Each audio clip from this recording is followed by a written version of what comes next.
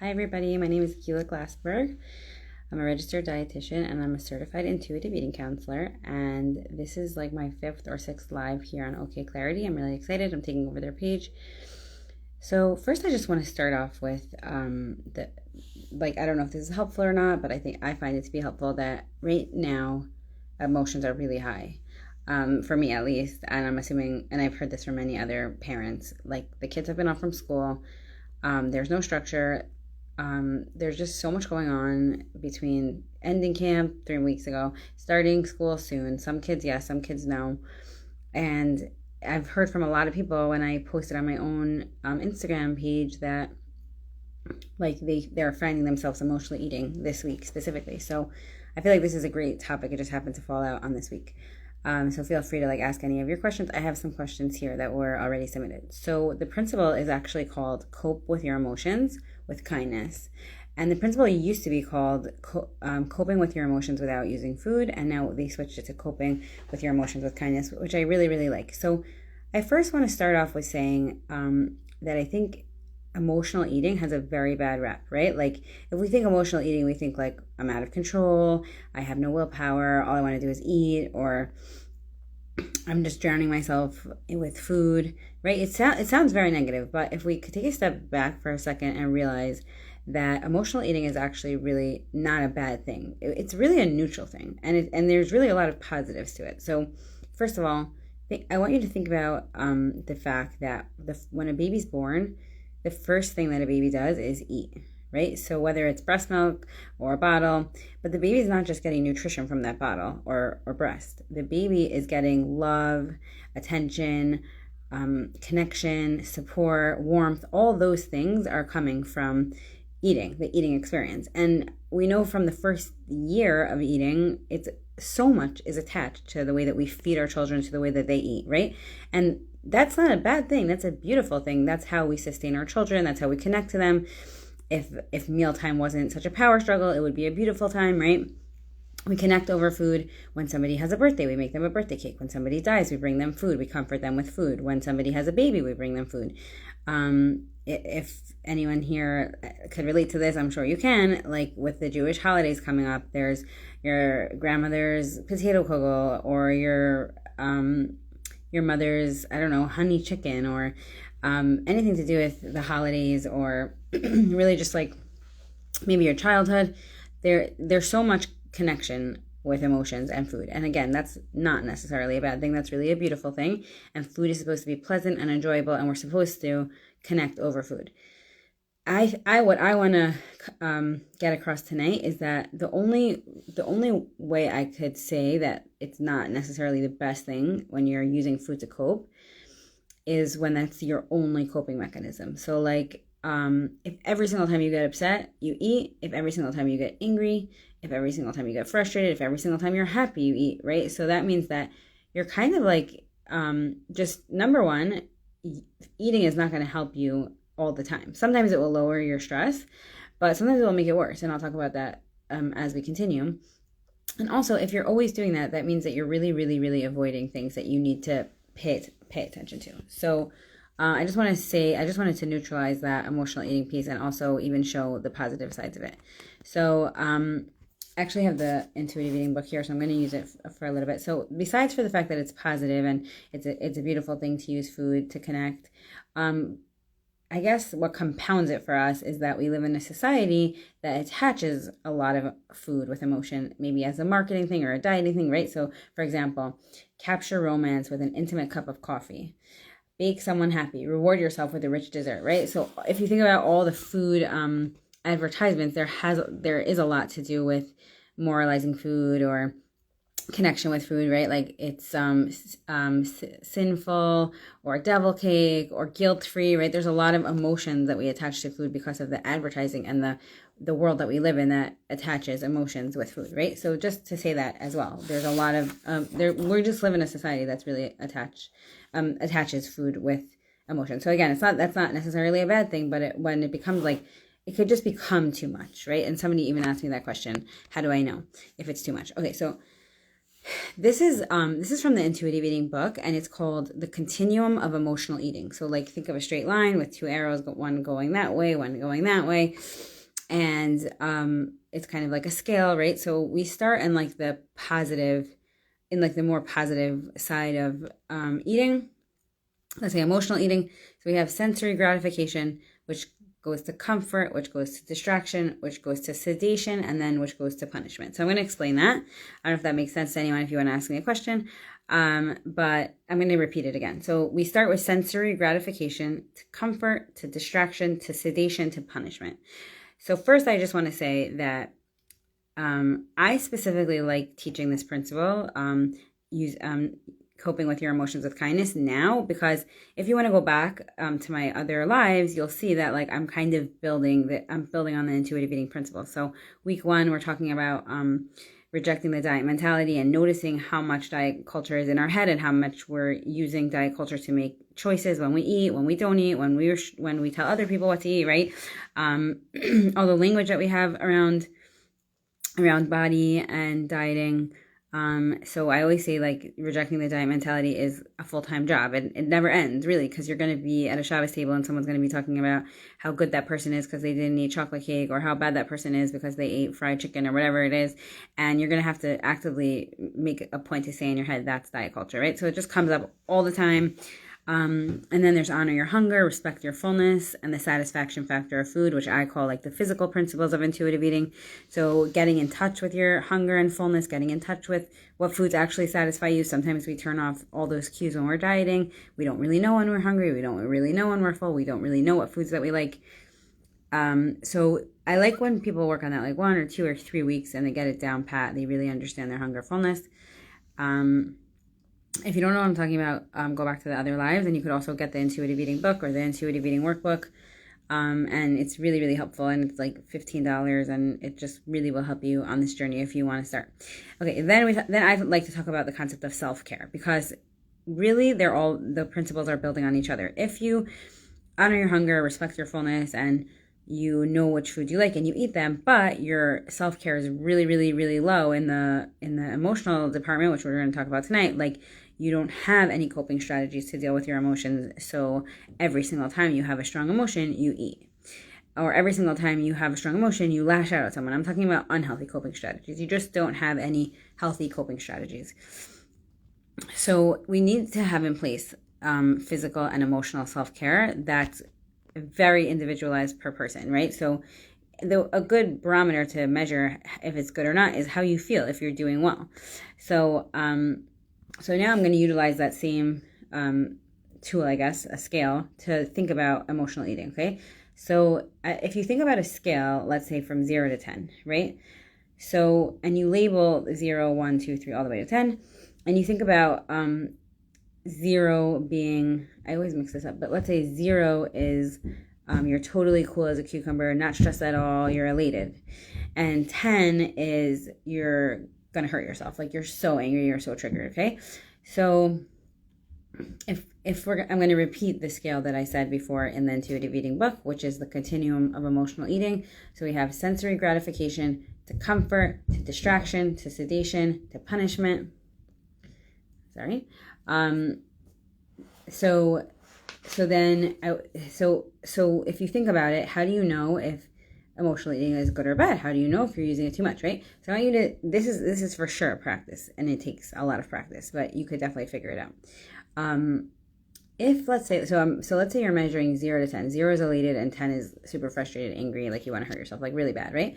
So if you eat and you feel better, right? So let's say you're like a 6, which is like moderately triggered, and you eat a bar of chocolate, or you eat ice cream, or you eat a piece of your mother's famous potato kugel, and then you feel like a 4, meaning you went from like slightly triggered to more neutral, then that eating experience helped you, okay?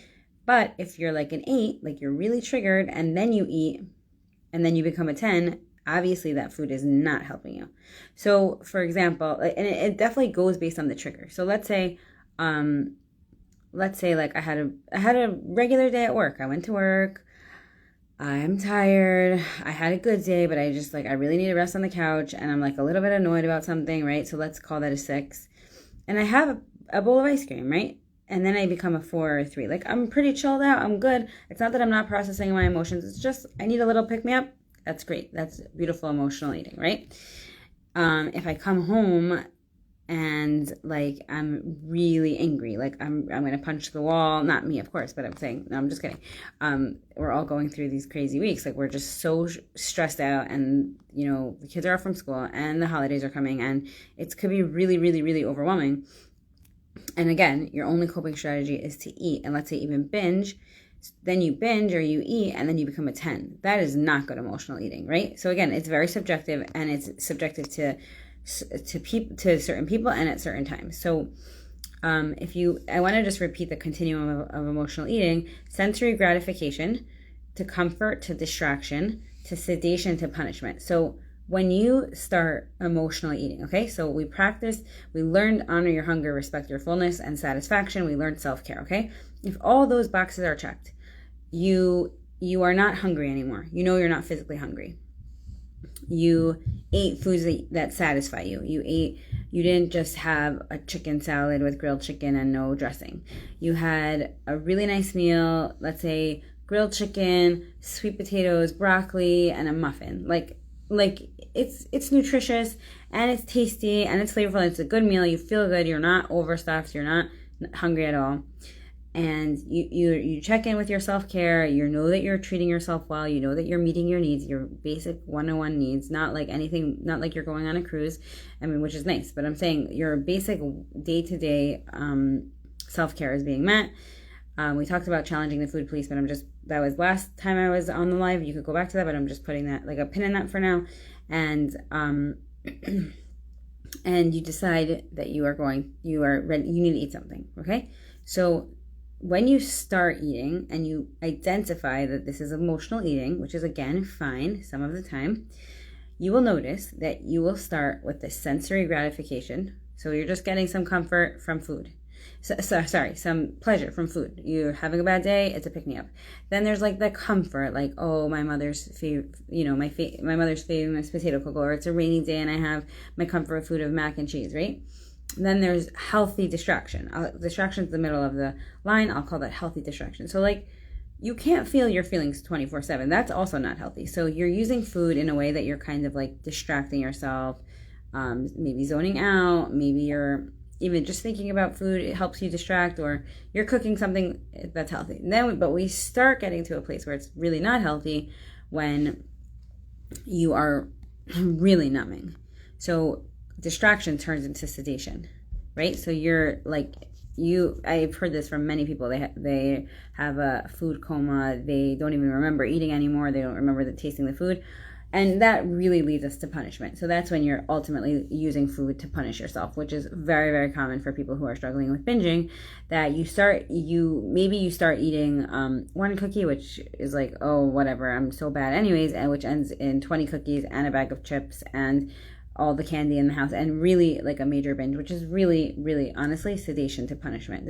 I hope that makes sense if anybody wants to answer. It's a little bit confusing because you're not seeing the scale, and it was also confusing to me until like I started working with people with this. But you could feel free to ask any questions. But it's one of those things that it's a very fine line. So I'm actually gonna it's 6:13, so I'm going to read the 2 questions that came in, and if anybody wants, they could ask me questions. But I think I kind of answered the questions, but I just want to bring it home with reading the questions and then answering that way. Okay, so number 1.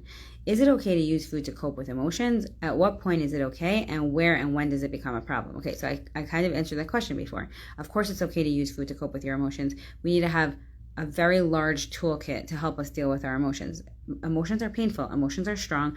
And I don't know about you, but many of us were not given those tools when we were growing up, how to deal with emotions, right? For many of us, I'm not blaming anybody, in that generation, it was like, why are you crying? Suck it up. Or like, and we thought it was a good thing. We thought we were toughening up our kids, and we thought we were like giving them a backbone, right? But what ultimately happened in adulthood is that we don't know how to feel. We don't know how to deal with our feelings. We don't know how to feel our feelings.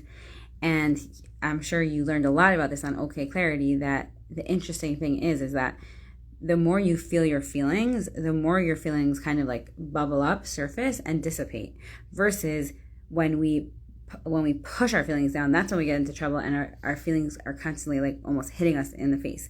So my friend Rena Reiser gave a good example. It's like when you're in a pool and you have a beach ball, right? And you keep pushing it down and it keeps popping up into your face, and you keep pushing it down and popping up into your face, as opposed to just sort of like nudging the beach ball lightly when you want to get it to move. So it's like it's with you, it's a part of you, it's on the side of you, but you're there and it's all good.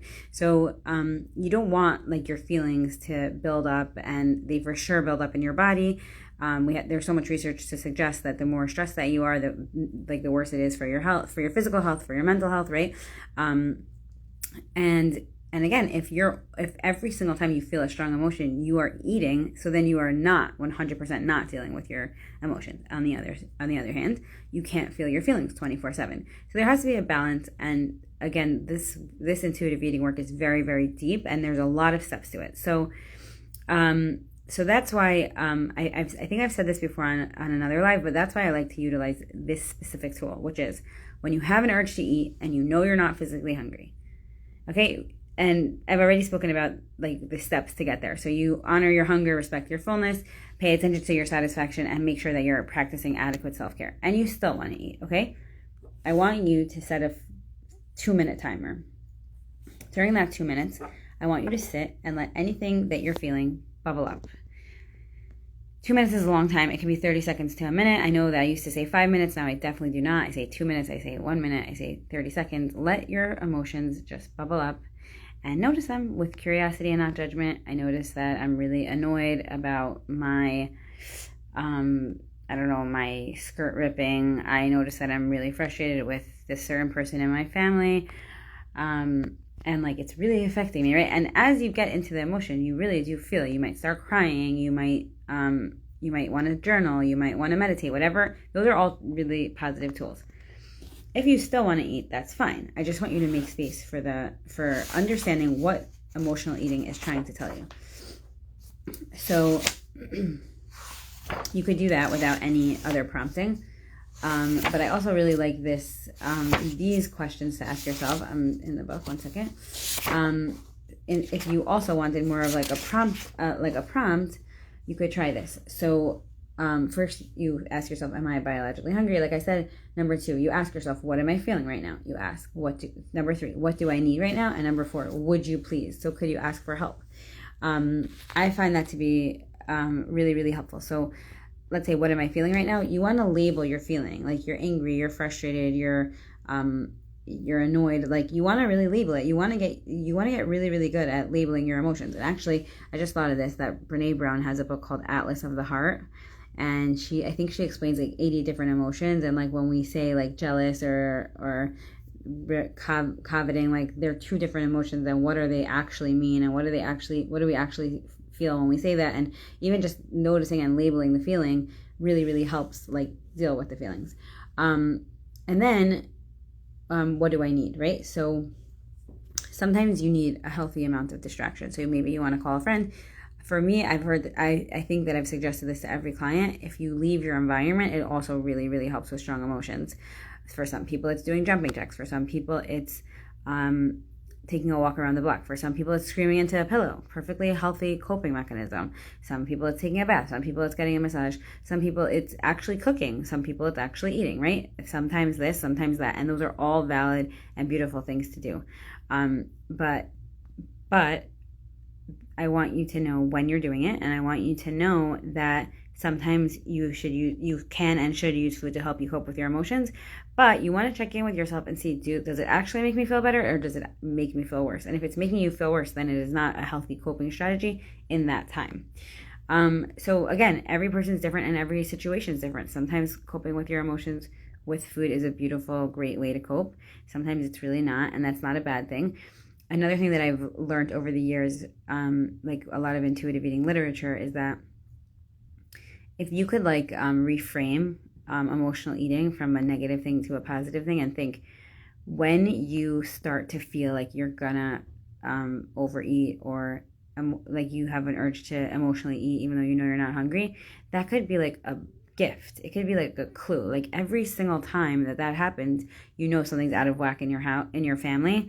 and not in your family, sorry, you know that something's out of whack in your life, and it's a signal that you want to work on something. So that could be said about a lot of things, but it's if you could reframe it to a more positive thing, that when we do get an urge to eat emotionally, or like eat more than we want to be eating, that could really be a clue that there's something going on. And so many of us live such a fast-paced life that we don't always have that information, that we don't always have that self-awareness that something's going on that's out of whack. So if you do struggle with emotional eating, and it happens a lot, and you're trying to work on it, I want you to actually ask yourself, like, is there something that triggers it? Is there something that usually triggers it? They have in the intuitive eating book, like many ways that people use emotional eating. So let's say bribery and reward, excitement, soothing, love, frustration, anger, rage, stress, anxiety, mild depression, being connected, loosening the reins. Those are just some examples. Like, for example, with loosening the reins. So let's say, like, they describe like a doctor who works 24/7 and has like a very, very, very structured life, and they can't deviate from their schedule because they have a really busy life, and that's totally valid. So eating is like where they loosen the reins. Eating is where they actually say, like, I was so strict with my schedule. I got up at 6 a.m. I saw all the patients. I did all the things that I had to do. And like the one thing that I'm able to just like not have so much control over is my eating. Being connected, like I said before, food connects us, and that's also a beautiful thing. Mild depression, anxiety. Food does help us when we're feeling down sometimes, to deal with stress, to deal with anger. I know this sounds funny, but people say like that when you're very angry, like you might be eating like carrots or popcorn, like that's like the crunching of something hard is actually helping you like get that anger out, which is interesting. But many of my clients have said that that's true for them. Okay, any questions so far? Hold on. Feel free to ask me any questions. Okay. Then so I'm just going to go to the next question in the email that people sent in. Okay, here it is. Is it considered disordered eating if one never uses food to cope with emotions? So almost like similar, but the opposite question. So that's really dependent on the person. I would never say, if somebody would just ask me that without any other information, is it disordered eating if I never use food to cope? Not necessarily. Maybe that's just like not a coping strategy that you ever utilized. I say that a lot of times people do use food to cope because maybe it's like the most acceptable way to cope. Like, no, I don't think anybody says like, okay, if you're feeling really stressed, why don't you drink 2 cups of wine or start smoking marijuana? Maybe yes, but I'm saying like it's much more acceptable to say, oh, I had some cookies, right? And cookies are always around, food is always around, and you have to eat every single day. So it makes sense that food kind of becomes like the go-to thing to help us cope. This question definitely needs, like, if you wanted to DM me for further answering this question, because like if you're not using food to cope with your emotions just because like it's just never been something that you tried, or never been something that's been modeled for you, or it's never really helped you, then that's totally fine. If you're like not eating, and that's more of like what's helping you cope, because people, believe it or not, do numb on hunger, which is not a good thing. And that's really more like, that's where like people develop eating disorders like anorexia, because they almost feel like high from the hunger. So then that's obviously an issue, but I don't think that's what you're asking. I just think that you're asking, is it considered disordered? And if that's the only thing that you're asking, then no, I would not consider that disordered. So feel free to DM me if you wanted to get and like a more direct answer, and if I heard what was going on with you. Okay. So sorry, one second. Okay. The only other thing that I'm going to say is there's, in the intuitive eating book, there is a chart that says how emotional eating has hurt and has helped. So I know this might sound funny, and I also thought it sounded funny the first time I heard it, but now it just makes so much sense to me. Sometimes I look over people's like dieting history or weight history, and I see like a big jump in their weight gain, or their weight loss, or their eating, or their dieting. And a lot of times it has to do with like a specific trauma or something really painful going on in their life. So like, let's say, for example, a death, a divorce. So what's interesting is that when I ask them, like, what did you use the most to help you cope?